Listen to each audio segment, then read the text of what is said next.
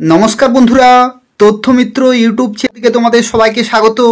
আজকে এই ভিডিওতে আমরা আলোচনা করব ত্রিপুরার অত্যন্ত গুরুত্বপূর্ণ একটি খবর সম্পর্কে, এবং যেটি হচ্ছে ত্রিপুরার সরকারি কর্মচারীদের মহার্ঘ ভাতা বা ডিয়ারনেস অ্যালাউন্স সংক্রান্ত নতুন খবর প্রকাশিত হয়েছে। এবং দেখো, যেখানে বলা হচ্ছে কর্মচারীদের 3% ডিএ, অর্থাৎ সরকারি কর্মচারীদের 3% ডিয়ারনেস অ্যালাউন্স বা মহার্ঘ ভাতা কিন্তু ঘোষণা করলেন মুখ্যমন্ত্রী ডক্টর মানিক সাহা। দেখো এখানে কি বলা হচ্ছে। এখানে বলা হচ্ছে, দেখো, সরকারি কর্মচারী এবং পেনশনারদের, অর্থাৎ শুধুমাত্র সরকারি কর্মচারী নয়, তার সাথে সাথে যারা পেনশনার, যারা পেনশন পাচ্ছেন, তাদের জন্য 3% মহার্ঘ ভাতা এবং ডিয়ারনেস রিলিফ বৃদ্ধির ঘোষণা করলেন মুখ্যমন্ত্রী মানিক সাহা। অর্থাৎ 3% কিন্তু আরও বেড়ে গেল। এটা কিন্তু তোমাদের যারা সরকারি কর্মচারী এবং যারা পেনশনার প্রত্যেকের জন্যই কিন্তু এটা একটা খুব ভালো খবর রয়েছে। কিন্তু অনেকেই আশা করেছিল যে ডবল ডিজিটের ডিয়ারনেস অ্যালাউন্স দেবে, কিন্তু সেটা আর হলো না। ডবল ডিজিটের অর্থাৎ মিনিমাম 10% প্রত্যেকে আশা করেছিল, কিন্তু সেটা হলো না। 3% ডিএ বা মহার্ঘ ভাতা কিন্তু অবশেষে বাড়ানো হলো ত্রিপুরার প্রত্যেকটি সরকারি কর্মচারী এবং পেনশনারদের জন্য।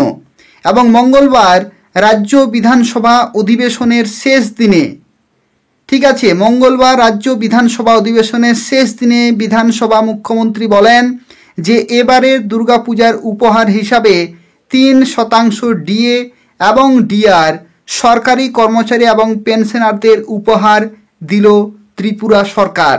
অর্থাৎ এই যে মঙ্গলবারে রাজ্য বিধানসভার যে অধিবেশন হলো, সেই দিন শেষ দিনে বিধানসভায় মুখ্যমন্ত্রী এবারে ঘোষণা করেছেন যে দুর্গাপূজার উপহার হিসাবে 3% ডিএ এবং ডিআর সরকারি কর্মচারী এবং পেনশনারদের জন্য কিন্তু উপহার দিয়েছে ত্রিপুরা সরকার। এবং অক্টোবরের 1 তারিখ থেকে ঘোষণা কিন্তু কার্যকর হবে। ঠিক আছে, অক্টোবরের 1 তারিখ থেকে ঘোষণা কিন্তু কার্যকর হবে বলে জানিয়েছেন মুখ্যমন্ত্রী ডক্টর মানিক সাহা। এবং এতে রাজ্য সরকারের 125 কোটি টাকা অতিরিক্ত খরচ কিন্তু বহন করবে ত্রিপুরা রাজ্য সরকার। ঠিক আছে, অর্থাৎ এই যে 3% ডিএ, সেই 3% ডিএ বৃদ্ধি করার জন্য 125 টাকা অতিরিক্ত খরচ কিন্তু বহন করবে। এবং বিধানসভায় বিরোধীরা 15% ডিএ দেওয়ার দাবি কিন্তু তুলেছিল। বিধানসভায় কমপক্ষে 15% ডিএ দেওয়ার কিন্তু দাবি তুলেছিল। এবং 3% ডিএ পাওয়ার খবরে মিশ্র প্রতিক্রিয়া সৃষ্টি হয়েছে কর্মচারী মহলে। অর্থাৎ 15% প্রত্যেকে আশা করেছিল, কিন্তু সেই 15% আর হলো না।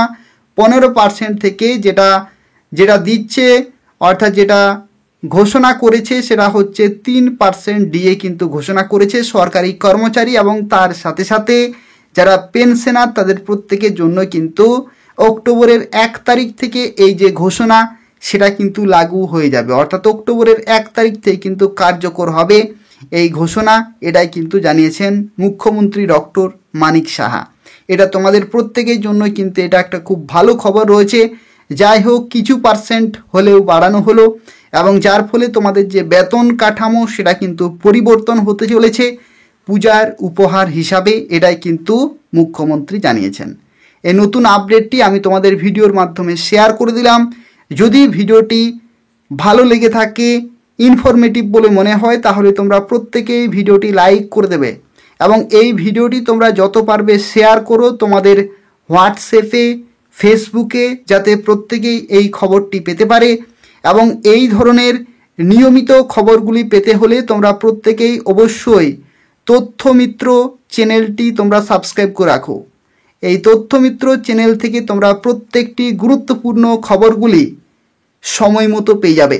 তো তাই অবশ্যই চ্যানেলটি তোমরা সাবস্ক্রাইব করে রাখো। ধন্যবাদ।